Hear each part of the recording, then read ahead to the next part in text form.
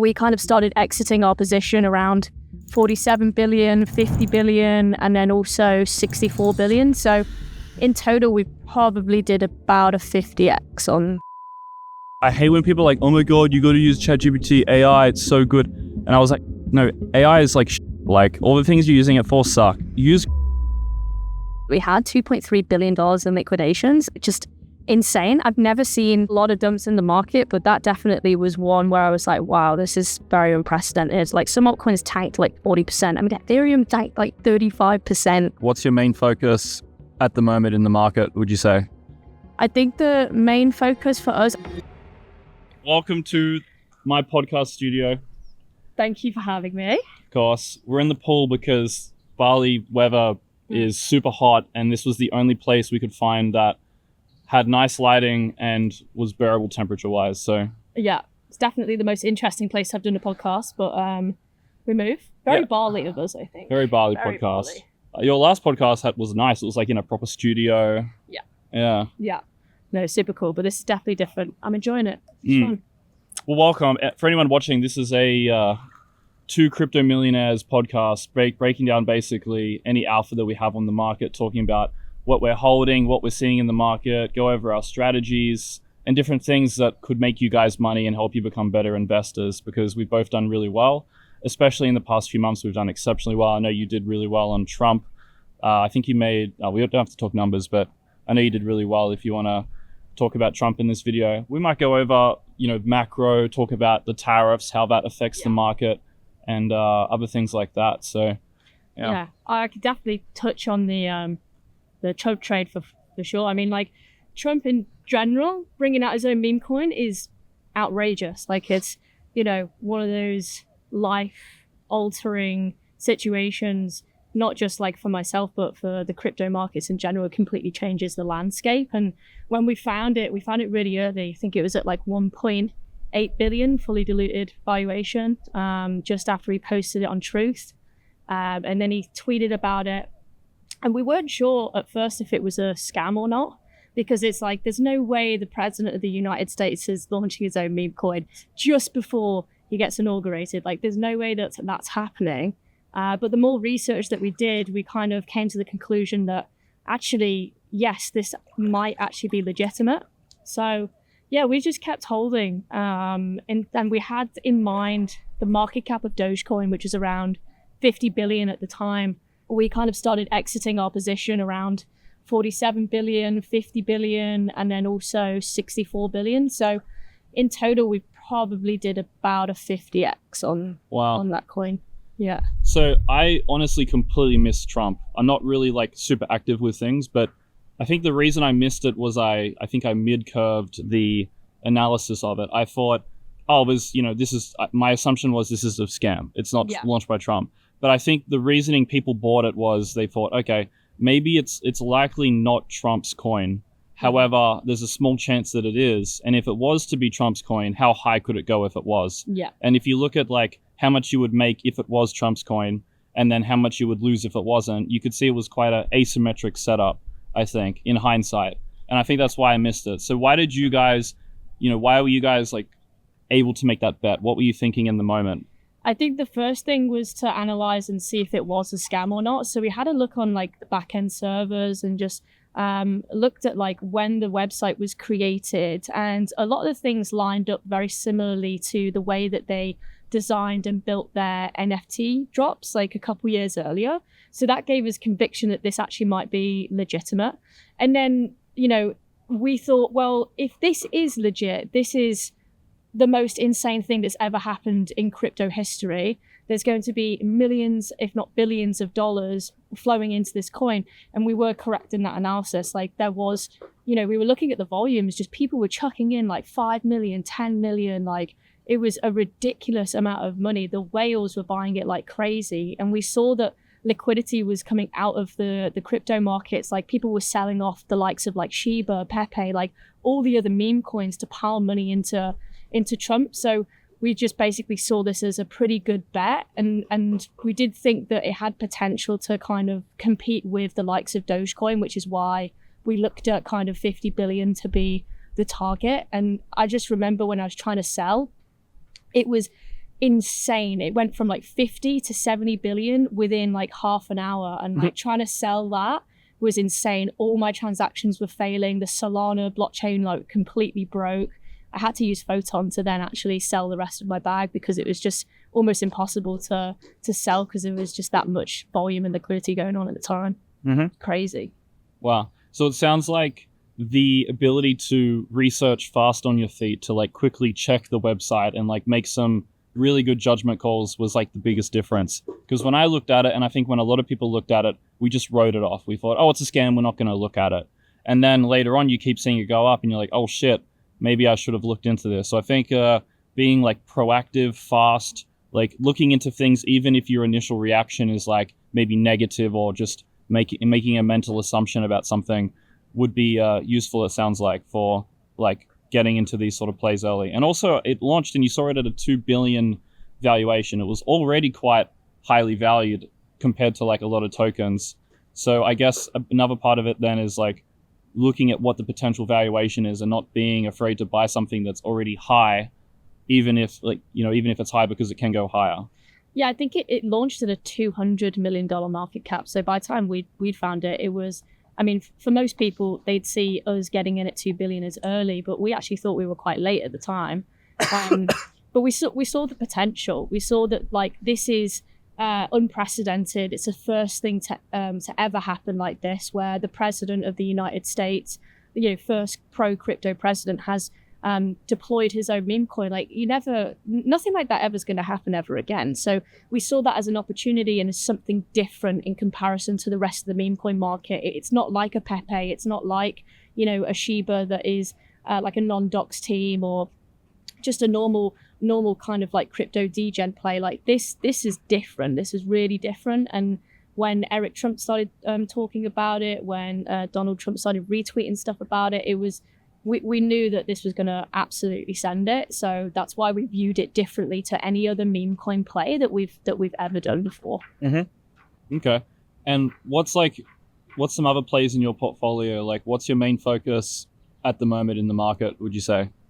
I think the main focus for us, I mean, we're seeing a transition into like USA themed coins because the whole rumor around there's a potentiality that there could be reduced taxes or no capital gains tax for USA based coins. So we're kind of mainly focused on them at the moment, which is kind of like the likes of like Solana, Chainlink, like those types of tokens.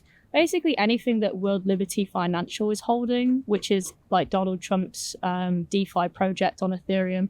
That's what we're looking at the moment. That's what we're loading up on. But for me personally, like my favorite Solana, and it's always going to be Solana. It's the most used blockchain in the world, and if you've got the president deploying tokens on the blockchain, it's got to mean something, right? So yeah, Solana is one of my biggest positions. Yeah, I hold Bitcoin and recently added the other day Hype as well. What do you think about Hype? Because it's a very interesting project. I've done a lot of research on it, but I'm not 100% sold on it right now. Okay, why don't you like it? And then I can talk about why I like it. I don't really get the auction and like why the projects have to like pay to get an allocation. It kind of reminds me of Polkadot a little bit, which obviously we know how Polkadot kind of planned out. So yeah, I'm not sold on it. So please sell me on it. Okay, so the way I view Hype is essentially where the world's going. There's no reason to have to use a centralized exchange because the decentralized exchanges will be just as easy to use, and there will be a significantly lower barrier to entry to signing up to the platform and all the KYC, and also the listing of new pairs on a DEX is significantly easier than listing it on a SEX. And when I used Hype for the first time, it was like the first time I'd used like a proper like platform for trading. I've literally just been using like SushiSwap and Radium for like 2 years. So I haven't used like a Binance-esque platform in years. And I used it and I was like, holy shit, it took me 5 minutes to sign up. I'm on an advanced trading platform. It's all done in a semi-decentralized manner. And it was super simple and easy to use. And when I look at where the trading volumes are going, there's a massive movement of trading from centralized exchanges to decentralized exchanges, because you can much easier self-custody your funds. There was no KYC process. We'll see how long that goes on for, but for Hyperliquid at the moment, there was no KYC process. So that's like from the usability standpoint. I think it's just going to get more and more used. From like why I bought it perspective, I think it's about 45% of all the revenue they make goes into buying the Hype token.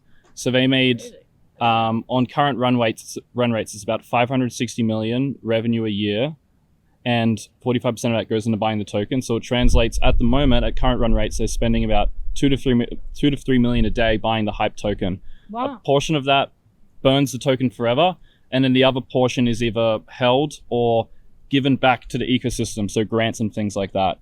And there's zero new inflation of Hype tokens for, like none of the team allocations or anything are getting unlocked for 12 months or roughly, so about end of November. So the way I saw it is like, okay, we have this new platform that also has its layer 1 launching probably end of year. So it has no, team selling, no nothing, and it has a perpetual bid from the market. And also from a technical perspective, the chart is really, really strong. We had that, massive capitulation the past 48 hours on the whole market. Yeah. Hype has retraced the entire dump, and it's gone up further than when it dumped. So technically it's very strong. It's like dump proof. Also, from the perspective of like, when the market has a capitulation, Hype makes massive revenue from all the liquidation profits. And that goes straight into buying the token. So it is sort of immune to a certain extent from these liquidation events, because that's when it makes the money. And that's when the fundamental case is like stronger. So all of that combined, I looked at the Hype chart at like $22, and I thought, okay, it makes sense. The chart looks good. The fundamentals are great for the next 10 months. And, it's got massive mind share. Everyone talks about it on crypto Twitter. But I think a lot of people don't own it. I think a lot of the people talking about it are all the smart people, but I don't see many like normal people hold it. Yeah. My only concern with Hyperliquid is I thought the valuation was slightly high, considering that if you look at it, it's realistically at this moment in time just a DEX. But that does make sense that if there is huge demand and they're actually buying the token back, and there's a buyback and burn mechanism with that, and like you said about the liquidations, it actually makes a lot more sense to buy it. And yeah, I think you might have just convinced me to buy some Hyperliquid. And there's more to it. So they're launching their own layer 1, and the layer 1 is basically an app chain focused on apps related to trading platforms. So it's not just going to be apps for trading crypto, it'll be an app for trading real estate, or an app for trading commodities or Forex. And imagine through the Hyperliquid platform, you could literally trade on all of these apps, literally any asset in the world, through the technology that they built with like fast, easy, cheap transactions and the ability to spin up trading pairs and incentivize all the different liquidity providers and everything. You can trade anything. And you can think about the volume of all the different markets in the world and how much, Hype can capture. And then all of that goes back into buying the Hype token. And the team has nothing unlocked for 10 months. And all of this is all front-running narrative that can build up. Like the chain doesn't go live for a year, so it doesn't matter if the chain shit, because we're going to sell it before we even know. Yeah. It's sort of like, and it ties into the real-world asset narrative, which we'll probably pick up. The ability to trade anything on-chain. Yeah. Yeah, well, RWA is massive. I was just looking at Ondo and Mantra Ohm yesterday. Mantra Ohm's gone on an absolute tear. It's at like all-time high right now. It's up like 10x in the last like couple of months.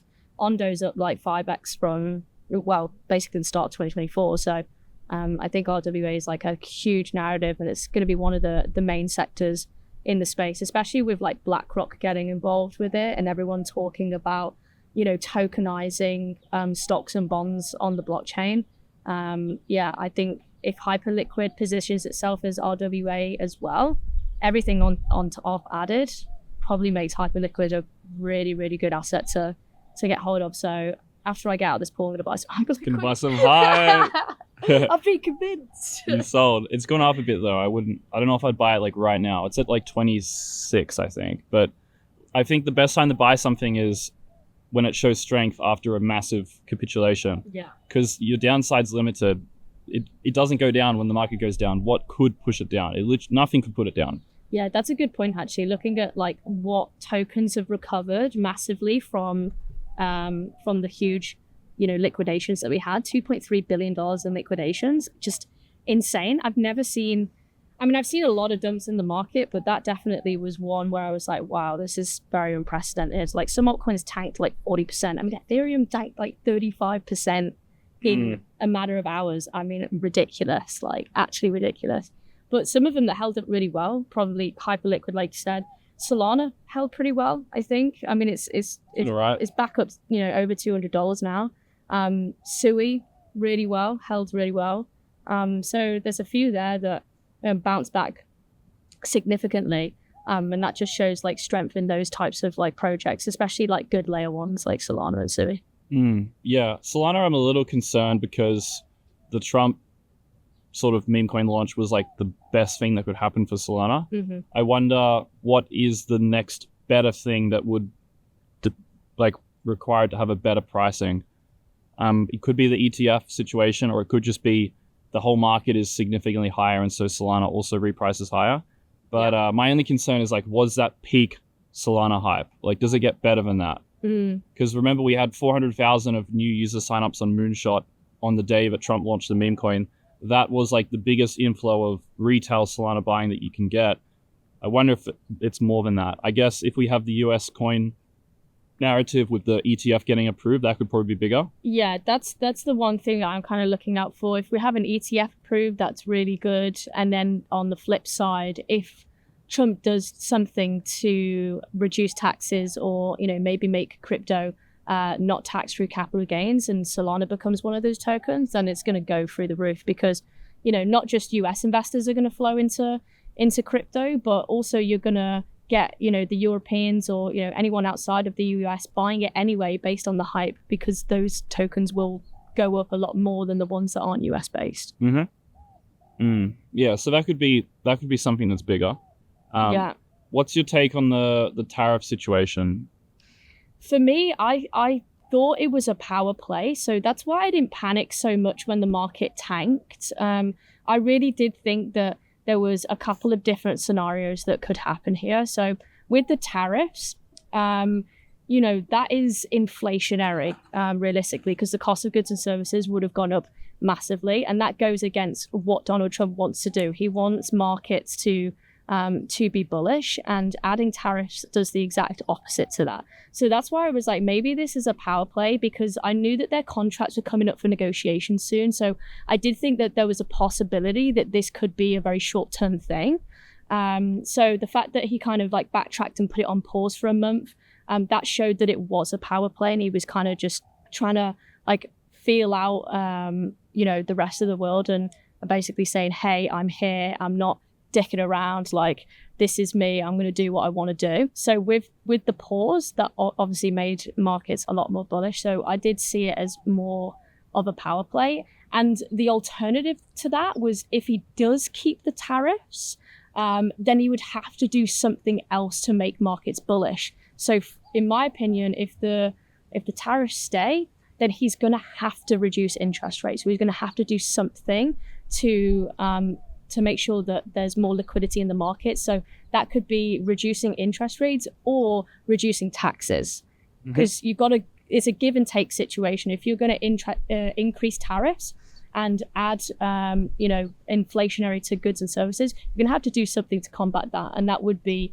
a reduction in taxes, maybe income tax that's been flown around, or reducing interest rates as well. So that's what I kind of thought. So for me, I saw it as a power play. So, okay, that makes sense. It seems like he could give another country tariffs, but then also help them through reducing interest rates, because that makes the dollar weaker as well. So it seems like it's like a nice thing, but also a mean thing at the same time. Yeah. Okay. I wonder if tariffs would have, like, you talk about tariffs bringing inflation. I'm wondering if tariffs are something where it's like a temporary inflation, or if it's like a more longer term inflation sort of. Sorry. Okay. Destroyed by the unicorn. Fucking unicorn, get out of there. Yeah, because with tariffs, right, obviously the cost of a tariff gets passed on to the consumer, but would that cost, so would that get passed on, would the price the consumer has to pay be not just like a one-time sort of hike that has like a one-time impact on inflation? Or do you see it as like something that can be like a more long-term inflation impact?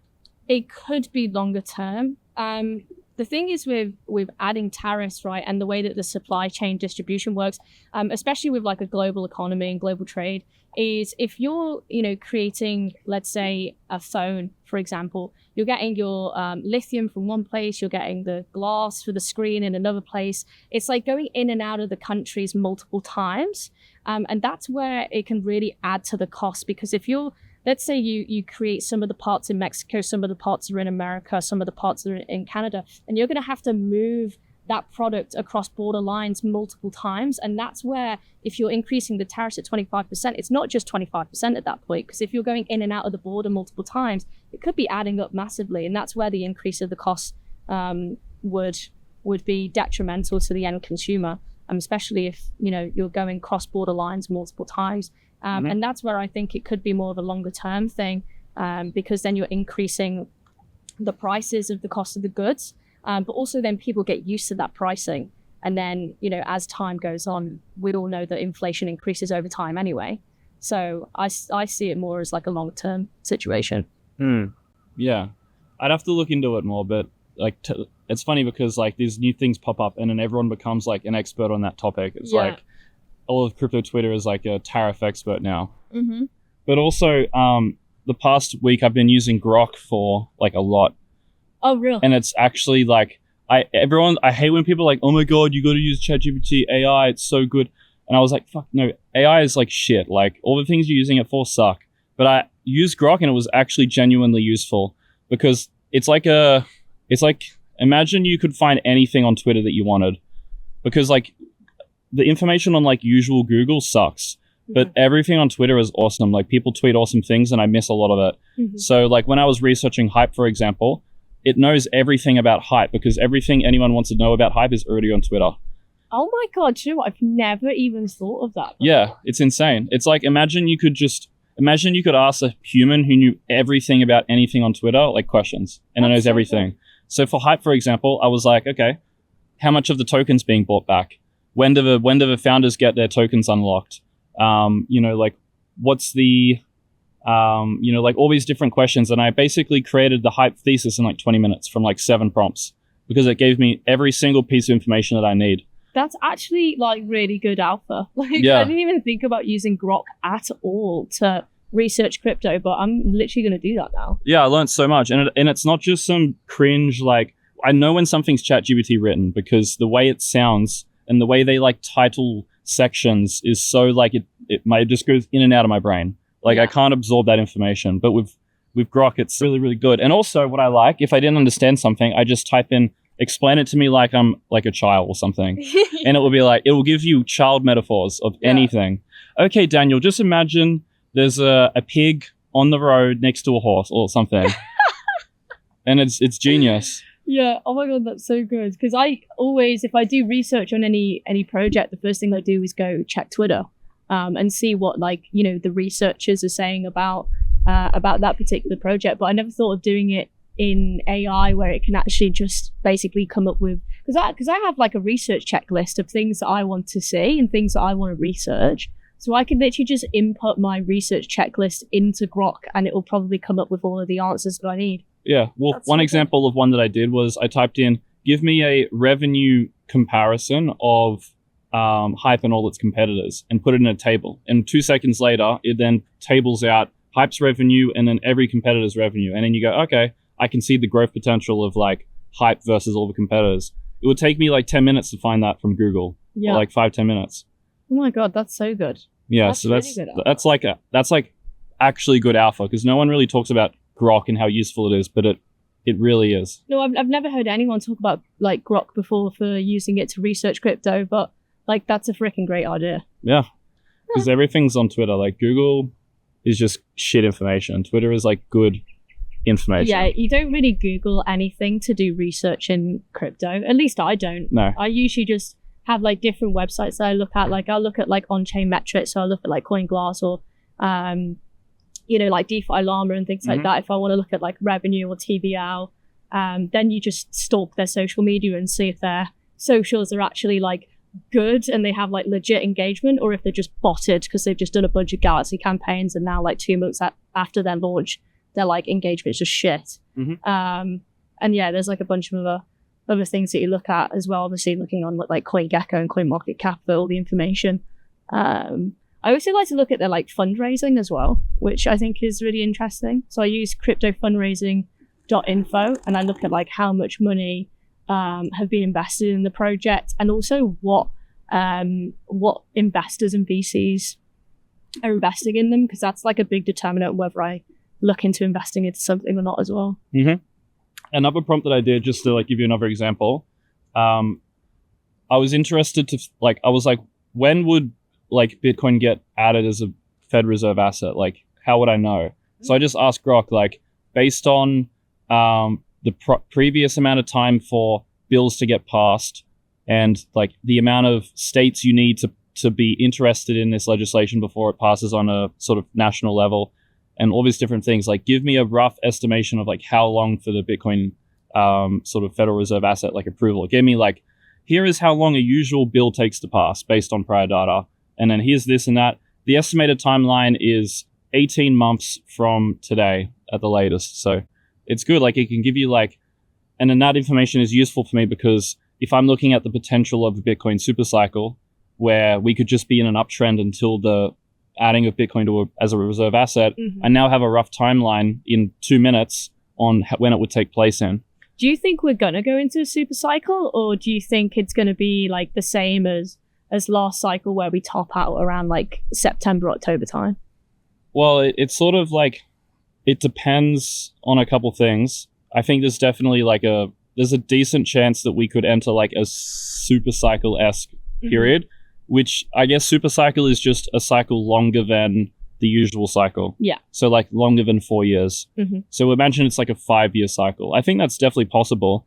Let's say we went sideways for like 6 to 9 months as we digest the recent uptrend and we sort of wait for this Fed Reserve thing to play out. And then we have another 6 months of uptrend. And then we have the distribution of like 3 months.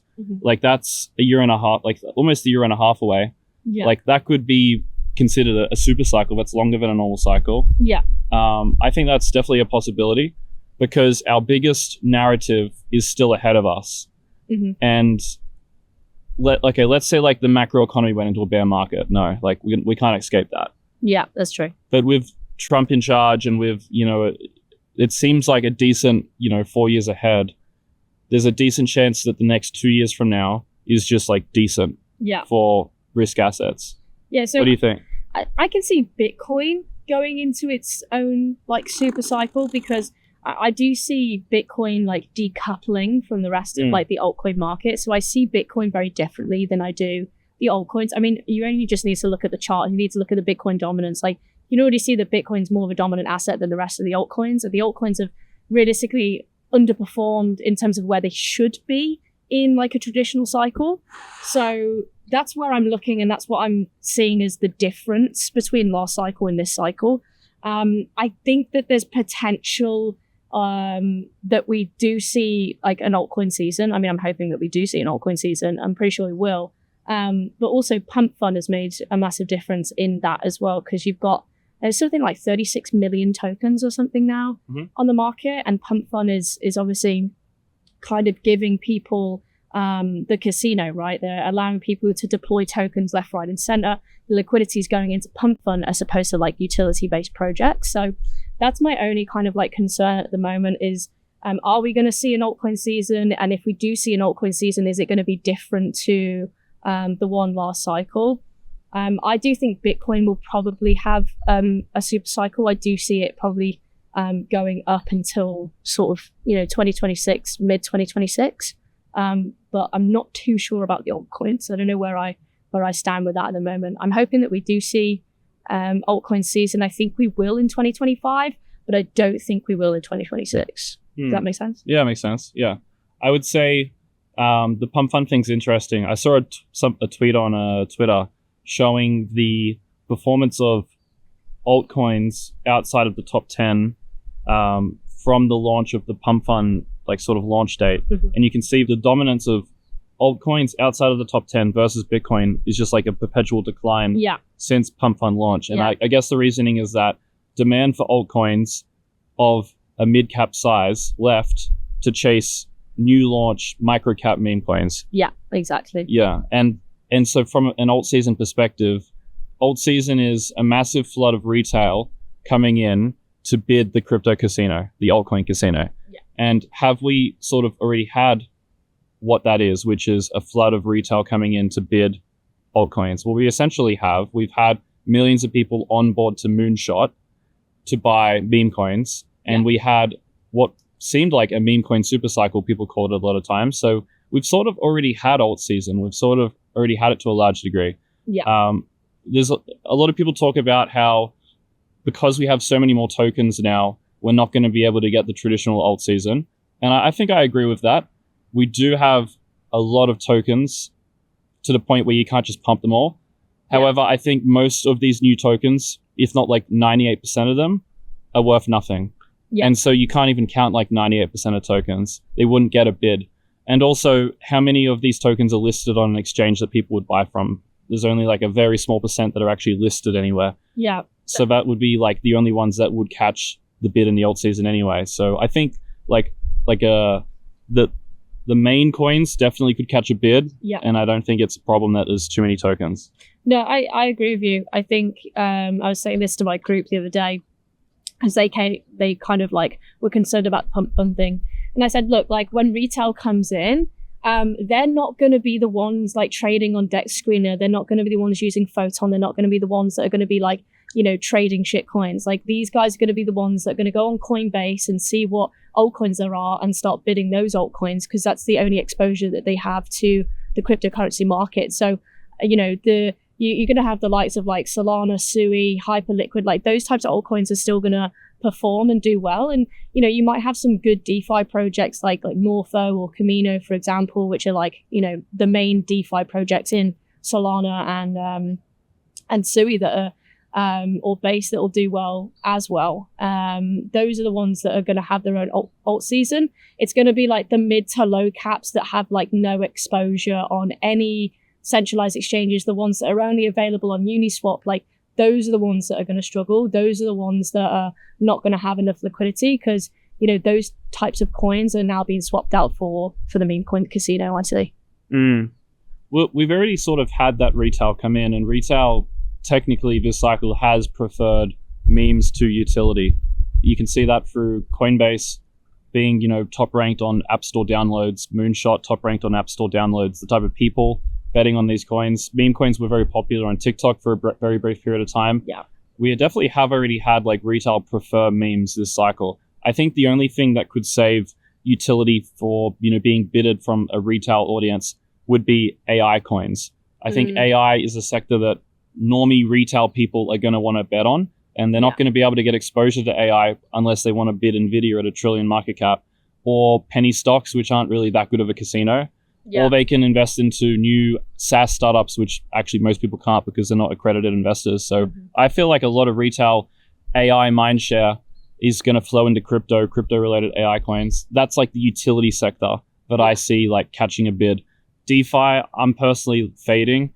The only DeFi I could see doing well is DeFi related to the narrative of the US getting behind stablecoin. So anything that supports the stablecoin infrastructure could be the bridge between TradFi and, like the crypto world. Could be anything that's related to like sort of the stablecoin adoption, because stablecoin growth, I think, is going to go from, what is it, at 255 billion total market cap to multiple trillions over Trump's sort of period of being in. Yeah. Do you see because at the moment you have USDT that don't conform with MiCA regulations, so a lot of USDT pairs are going away as of March. Do you actually see like a renaissance of like different types of stable coins? Because I'm seeing like a lot of different projects pop up. Like Usual is one that's like come across my table, which is stable coins. Like, do you see like other stable coins like deploying, or RLUSD?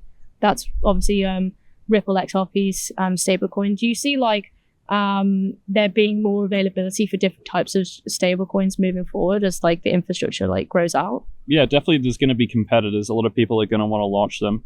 I really don't think it's that hard to launch a stablecoin either. Yeah. It's basically you take the existing tech of USDC, you can literally just white label USDC and call it your own thing.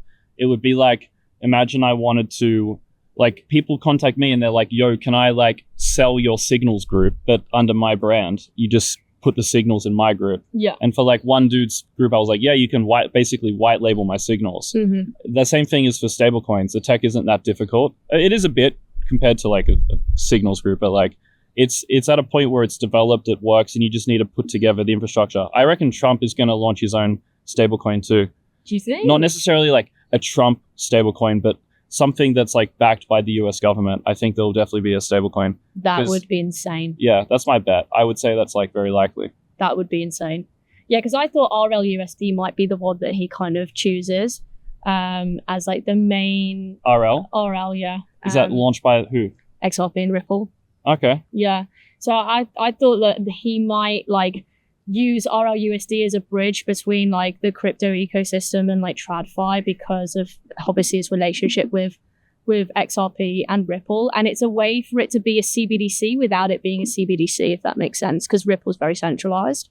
So that I see as like a potential to be the stablecoin that is used, or USDC obviously because it's owned by Circle and Coinbase and things like that. So that's what I see. But you are right about the stablecoin. Like you could literally deploy a stablecoin if you wanted to. It kind of reminds me of like, you know, back in 2020 where people were just like basically copying like Uniswap's infrastructure and just copy and pasting it and just creating these like new DeFi projects every single day with staking and yielding. Yeah, that's kind of what it reminds me of. I hope that it doesn't become a situation like Luna, you know, with UST, where people just create stablecoins and they just like take advantage of it, and it ends up decoupling because it's not backed by anything. That's what I don't want. So for me personally, I'm sticking to USDC for now. Yeah, I think the only thing that would the only thing that makes me think maybe Trump doesn't launch his own stablecoin is he didn't launch his own meme coin. He sort of sold the rights to someone else. So I'm thinking with this stablecoin, he will sell the rights for someone else to launch a stablecoin backed by Trump or something. But it wouldn't be like him launching it. However, he does have his own crypto project, World Liberty Fi. Yeah. So maybe he will launch a stablecoin under that branch of people because they've already made it like a number of strategic investments into different crypto startups. I think they bought backed from memory. Pretty sure. From what I see on chain, they have invested in Tron, which is crazy. Ethereum of this new layer 2 called Move. Bunch of Ethereum. But I mean, not investing in the tokens, but like buying like a stake or buying the entire like crypto company. Oh, okay, yeah. See, this is when I would ask Grok right now. I'd be like, Grok, what are the companies World Liberty Finance is invested in? It would tell me like in 2 seconds. Yeah, we're talking about stablecoins. I wanted to make a point on stablecoins that I think that stablecoins are going to be the biggest thing that Trump is getting behind in crypto, because as we see Brazil and China getting around the need to use US dollar for trade, they're now using their own currencies. We're going to see this continue to increase, especially seeing that the US, tried to do this tariff thing, and now China was like, no, fuck you, we're going to put tariffs on you now. These countries are being like, we're not scared of you anymore, Trump. We're just going to sort of get around these different rules that you're trying to set.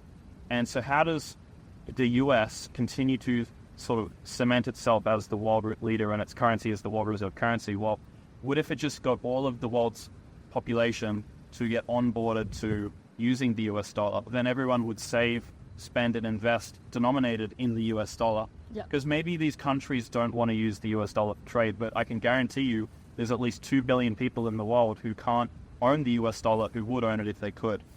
Think about all the people who have the shitty local currencies of, Venezuela or these countries where they're getting inflated to nothing. In Turkey, for example, the Turkish lira. Wouldn't they rather hold the US dollar? They can't, because it's banned. You can't even get into the crypto world in Turkey because they've completely banned the rails. It's very difficult. And that's why gold has been a very popular asset to hold in Turkey, because that's the only way they can get out of the inflation of their sort of local currency. So imagine with the best tech people in the US. They build crypto apps with stablecoins, with proper regulation that allows the 7 billion people of the world to spend, save, and invest in the US dollar. That would help them, and it would be the best play to cement the US dollar as the world reserve currency, even as these countries are trying to get off it, in my opinion. I agree. 2/3 of the world are unbanked, which is a crazy number. And that's why I love DeFi as well, because it's one of those, technologies where you can literally onboard to DeFi and get credit with, no KYC, no bias, nothing. And I think you're right. If Trump does establish its own stablecoin, for me personally, I think that they're going to collaborate with RLUSD. I think they're going to collaborate with XRP and Ripple to make that happen, especially because of the infrastructure that they've already been building across America and the rest of the world. I know that there's been huge development in the infrastructure for CBDCs. I know America and Trump have said that they don't want that, but RLUSD I see as a gateway between TradFi and DeFi. So I think you're right. I think this is a way that they can solidify themselves, give access to wealth to people who are unbanked and people that are not allowed to use the US dollar, fiat US dollar. So yeah, and think about it, like in crypto right now, what are people trading? They trade in USDC and they trade in USDC. Like that's the only stable coin that people use. No one's using GBPT, which is the UK. Yeah, like euros. No one cares about that. Yeah, no one cares about that. Everyone uses the US dollar right now. So this is a way that they can solidify themselves if they push this forward. Yeah, and this was a very good podcast. I think if we didn't have this fucking heat problem, we would keep going. But before this camera cuts out, we do want to wrap it up. You have YouTube and Instagram. You want to give your details for everyone on the pod? Yeah. For those that want to follow me, I am over at Crypto Crush Show on Instagram and YouTube. Is it Crush Show? Crush Show. Wasn't it just Crypto Crush? It was Crypto Crush until my TikTok got taken down, and then I had to change my brand because someone else decided to use Crypto Crush on Instagram and YouTube. So. Oh shit. Yeah. Annoying. Yeah, whenever you start a new business, buying the Instagram domain is the most painful thing. You have to spend so much money. I know. Yeah. I had it on TikTok, but I don't anymore. Okay, well, Crypto Crush on YouTube, Crypto Crush Show. Oh, show. Okay, sorry, yeah, I remember that. The UK accent got me. Yeah. Yeah, my bad, sorry. Yeah, and my details, depending on where you're watching this might be on Danielle's channel, is Daniel McAvoy, MCEVOY. Only on YouTube. My Instagram's not crypto related, like yours is, set up very well. Yeah. Mine's just cool photos, but YouTube is the best place for my shit, or CryptoDan19 on Twitter. But yeah, thank you guys for listening. Hope you got some value. And thank you, Danielle, for coming on. Bring some color. Yeah, if you guys like this cool podcast, we might do another after this. So, yeah. Catch you guys in the next one.